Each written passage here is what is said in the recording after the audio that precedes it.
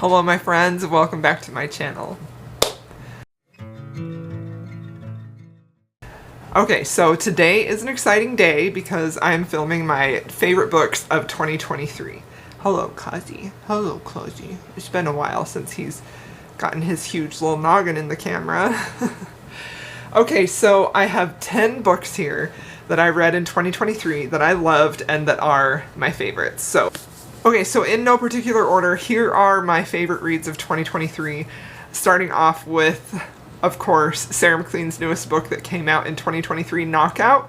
This is book 3 in her Hell's Bells series of historical romances, and this one is by far my favorite in the series. I adored this book so much. I had the best time reading this. I love the characters. I love the slow building romance, the tension between these two.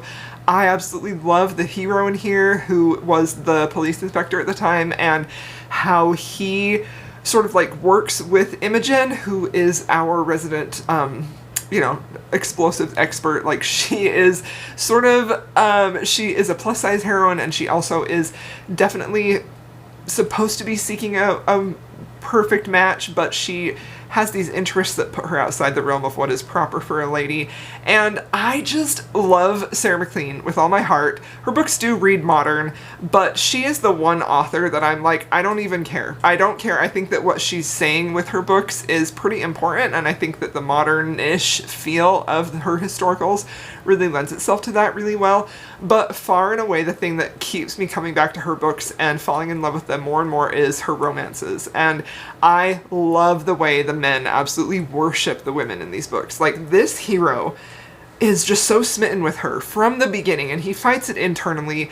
There are so many scenes in here where he is showing her this side of himself that no one else has seen, and that sort of layer of opening up that vulnerability between the two, between the hero and the heroine, and how he thinks that she is just like so far above him, just won me over so much. I loved this book with my whole heart. I thought it was so swoony. Again, it's a very slow building romance, and I love that so much, and this just felt deeply emotional and just very satisfying, and I loved it. Loved it so much. I adored it with my entire heart. Okay, so the next book that I want to talk about is Son of the Shadows by Juliette Marillier. So this is book 2 in her Seven Water series, and I started reading this series this year. I think I only got to book 4, so I definitely need to continue, but this one was my favorite of the Seven Water series. I loved this couple, but mostly I just really, really loved this romance because we get more answers about who the villain is that we find in Seven Waters. This is based in Celtic mythology. It is very sensitively written, and there are a lot of details, and it's a very slow building fantasy and a very slow moving story that takes a lot of time, and we have a lot of character interactions from the previous book, and family connections that are very layered and very nuanced and very much like stacked one on top of another to get you to the final part of this story. But it also is very clear that there are threads here that are going to come into play for later books in the series. I like how the complexities of this hero who was a little bit villainous and who sort of struggled with that, but wasn't entirely a villain, and our heroine, who is a healer as well, and the added layer of her really wanting to see him and see the good in him. I loved this book. I thought it was fantastic, and this is so far my favorite in the Seven Water series. I just thought it was fantastic. So if you haven't read Juliette Marillier yet, I highly, highly, highly recommend this series. If you like a slow-building fantasy world that is very well developed and very well thought out, that also has really excellent characters and character relationship and a really strong family unit, this is for you. You would love this. Okay, now the next book is Muse of Nightmares. So this was the only book by Laini Taylor, well, except for her middle grade books. I haven't read those yet. But this is the only book of hers that I had not read. It is the conclusion to the Strange the Dreamer duology, and because of how Strange the Dreamer ends, it's a YA fantasy, and it does not read like a young YA fantasy. This reads very very easy for an adult reader to jump into this. If you really love beautiful prose, really thoughtful and evocative prose that isn't just there for beauty's sake, I mean, you have to read Laini Taylor. She is fantastic, but she also does other things that are super important to me, like her fantasy world is so incredibly well thought out. Everything in it makes sense. It's also very, very unique. And her storyline they're so central to what it is to be human, even when you're dealing with characters who are not human. And I also just love how she builds her characters. They feel so real. They feel so flawed, but also very easy to relate to and to feel sympathetic with. And what she did with her villain in this book is something that I love with my entire soul, and I have only ever found 2 books that do this convincingly, and it is Muse of Nightmares and the last book in the Shades of Magic series the trilogy by V.E. Schwab. And that is how we get to feel so sympathetic for the villain and really get into their heads and understand why they did what they did, and also feel a lot of emotions for them and understanding, even though they caused our characters so much pain. I love how she handled that. I love her romances. It feels very much like a very young, innocent falling in love for the first time, and she really captures that journey into love in a very beautiful way. So this was my last Laini Taylor book that I had to read, and I spent a lot of time this year rereading all of her books until I got to this one. So this was the only new one, and that's why it's on this list. I didn't include any of my rereads on here, so this was new to me in 2023, and I loved and adored it, and it's fantastic. This is probably one of the best fantasy series that I've ever read. So if you like romantic fantasy and beautiful writing with really beautiful fantasy worlds, you have to read the series. The first one is Strange the Dreamer. Fantastic. I've read that one twice, and then I just finished reading the duology this year with this one. Fantastic. Okay, so now the next book that I have to talk about is Chain of Iron by Cassandra Clare. So this is the middle book in her last Shadowhunter series, and this book is set in Victorian times, and it is featuring the children of the protagonists that are in her Clockwork series. So those characters that we knew and loved in the Clockwork series, they show up here, and then it's also featuring their children. So this is the middle book, which typically, when Cassandra Clare has trilogies, the middle book is usually almost always my favorite. I think she builds up the tension of the romances really well, and also the plot. So the stakes feel super, super high, both with the romance and with the plot, and I just love that. This is just pure entertainment. But I also feel like in this book specifically, she really had some very sensitive moments in her prose and in her character interactions, and that's also something I really love about her books. So this was a first-time read for me. I have not finished this series yet. That was one of my goals in 2023, but I did not do that. But I loved this book, and I think the thing that she does in here that keeps me coming back to her books is how much angst she puts in her romances. Even though they are younger characters, these are in like their late teens, 17, 18, things like that, so it is technically a YA book. It still has that feel that appeals to all audiences because she captures so beautifully what it is to be desperately in love and feel like that love isn't returned, and also has these moments of hope where, well, maybe they do love me, and then like catastrophe pulls them apart. And I don't know, I just love it. I have the best time reading her books. The Shadowhunter books are my favorites. I love them so much, and this book really surprised me with how much I loved it because I didn't love book 1, but book 2 blew me away. But again, that's kind of typical for me. A lot of times when I'm getting into a new trilogy of Cassandra Clare's, the first book sort of is maybe like a 4-star read, and then the second book I'm like, wow, that's fantastic. I need the next book desperately. So loved it so much. Okay, now the next book, of course, is Forever Your Rogue by Erin Langston. I picked this book up. I had heard a little bit of chatter about this on Twitter, and I picked this book up just honestly because I just had this like feeling like, pick that book up. And I did, and I absolutely loved it, and I talked about it a lot when I first read it, so much so that I kind of stopped talking about it because I felt like y'all were tired of it. But to me, this is a perfect historical romance. I love these characters. I love the single mom aspect of it, and our rogue character who really just falls in love with those kids and has, of course, feelings for Cora, our heroine. I love the slow building nature of their relationship. I love the swoony moments in here. I loved everything about this. I thought this was perfect, heartwarming, fun, just so swoony, and this is what I want to find more of, is books exactly like this, because I have not found very many, and I thought it was beautifully done, and I adored it. Okay, the next book that I have for you is The Fragile Threads of Power by V.E. Schwab. So this is a continuation of her Darker Shades of Magic. This is book 4. So in this book we have Time Has Passed from the end of A Darker Shades of Magic, and while V.E. Schwab herself has said she thinks you can start with this book, I personally feel like you would really be lacking a lot of knowledge of the world and the characters if you do that. So, you know, do whatever you want. My reading recommendation is to definitely read the Shades of Magic trilogy first. That's another one of my all-time favorite fantasy series. And this book completely blew me away. I loved seeing our characters, how much they had grown and changed from what happens at the end of book 3. And just how much they've changed with age, a little bit of age on them. I loved the addition of the new characters. I loved the threat of what's happening in this magical world.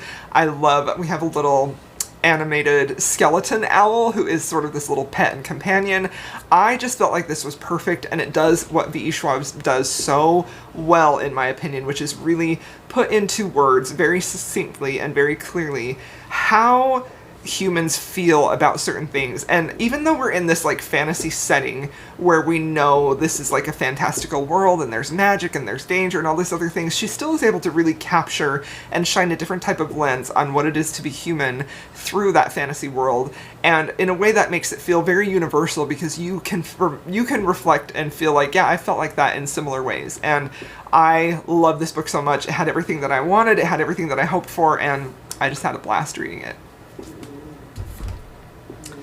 Okay, so now this next book is another YA fantasy, and it is another conclusion to a series. This is the Dreamer trilogy. The last book in that series is Grey Warren. And this is a spin-off of her Raven Cycle series. So again, you can't just pick this book up. Sorry. You do need to have read at least the first 2 books, but ideally, like, this is really a series for people who are fans of the Raven Cycle, who love those characters, who love Ronan and Adam, and who want answers about Ronan and how he dreams things up into reality. Because the basic plot of this is we have Ronan, who is a little bit different. He's not entirely human, or he has this magical ability to dream and then pull things out of his dreams and bring them into the real world. And he finds out that he's not the only one who can do that. So he has a group of dreamers, and then there's this bigger overall plot with somebody who's actually going to try and destroy the world through the dreamers.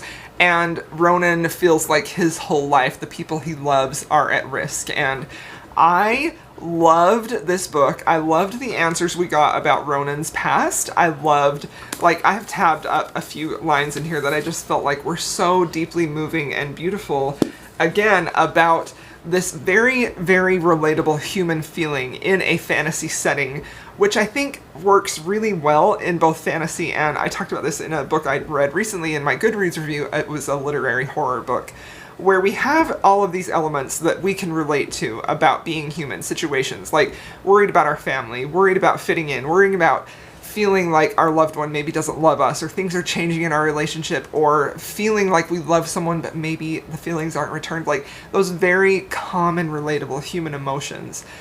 And it feels almost like painful, and it's hard to just sink into those feelings nonstop. But then when you have the added lens of a fantasy world, it allows your brain to sort of take a step back and realize this isn't reality. I can experience these feelings and not feel like I'm in danger because of the fantastical aspect of it. And also how that fantastical aspect sort of allows the reality to be shaped into a different way. I loved this book. I thought it was a beautiful conclusion to the series and put an end to our Raven Cycle boys. We got to see them in blue at the end of this book as well, and I just loved it. I think Maggie Stiefvater is a magical author. Okay, now the last book, well, not the last, this is the last physical copy, and then I have 2 more that I'm going to put a picture up here for. So the next book is Children of Fallen Gods by Carissa Broadbent. So I started reading Carissa Broadbent in 2022, and then I continued with this series. The first book of hers I read was Daughter of No Worlds, and then I continued with this series early in 2023. And this book specifically is the middle book, the second book in her trilogy, and it has stayed with me ever since I read it in January. It was so deeply moving to me, and it was also so clever how she put the fantasy plot in here and what she did with the characters and how she built her world. It was just stunning to me. I love her character interactions. I really love her fantasy worlds. I think she's one of the few romantasy authors writing today who has a deeply well thought out, well constructed, really well imagined fantasy world and an equally strong romance, and that is such a rare thing. I love her books so much, and I hope that she continues to write in that way and doesn't like cave into the trends of romantasy just being about like spice and lust, because I really hope she doesn't go in that direction, because I love what she's doing with her fantasy books. Her fantasy romances are fantastic. The second book blew me away. I loved the first book, but this book was really something else and I adored it. Okay, so now the next book that I have to talk about is A Not So Distant Love. This is a historical romance. This is sort of like a sequel to Heart in the Highlands, which is a book I really loved and talked about in 2022. It is set in America, actually, even though our heroine is of Scottish descent. She goes over there with a cousin to sort of experience life. She has this feeling she needs to go over there, and she ends up falling in love with a man who is a little bit surly and definitely broken and is a widow, and he's dealing with a lot of guilt about what happened with his wife. And this was just such a beautiful story. So quiet, but so powerful, and just had so many of these beautiful moments of the two of them falling in love, and the hero specifically working through his grief and the guilt that he had. And I just adored this book. There's also a really beautiful journey in here of the hero finding his way back to God, which I don't think felt preachy or didactic at all. I felt like it was just a very integral part of his character's journey, and I found it to be really, really beautiful and moving. And I just loved this book. It touched my heart so much, and it's just, this author is amazing, and I can't wait to read more from her because this was fantastic. Okay, and then the next book, the last book that I want to talk about is The Warm Hands of Ghosts. Now, I had an arc of this book. This is by Catherine Arden. She is one of my favorite authors of all time. Her Winter Night trilogy is above and beyond, probably, again, one of my all-time favorite fantasy series. And I heard she was coming out with a new book. I saw the arc was available, and I immediately requested it because I adore her. And this book left me reeling. It gave me so many emotions and feelings, from horror to being terrified to being so deeply moved and emotional about these characters and their lives, to feeling their grief, to feeling their sorrow and their struggles and everything. Like, I just loved this book. It was really, really powerful for me. It's set in World War I. Our heroine is a nurse at the time, and she was injured, and she ends up being sent back to Canada, you know, to recover from her injury, when she receives a package of her brother, who was serving in the war, of his war uniform, and they are saying that he is dead. She feels like something isn't right there, and she has a vision from a ghost, and she decides to go back and try and find him because she doesn't believe that he's dead. And thus begins the journey of her trying to find her brother and us finding out what happened to her brother over in the war. It was powerful. It was emotional. It was, honestly, a lot of this book feels very, very heavy. Whereas her Winter Night trilogy has a lot of hope and hopeful feelings in there, this book feels really heavy as we really get into the realities of what World War I might have been like, but it was still deeply moving. I loved it. This book comes out in February.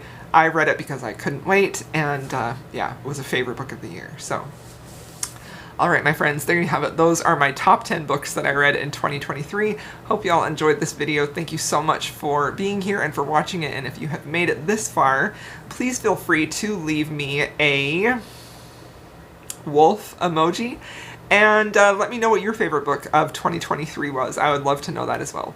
Thank you, my friends. I'll see y'all in my next video.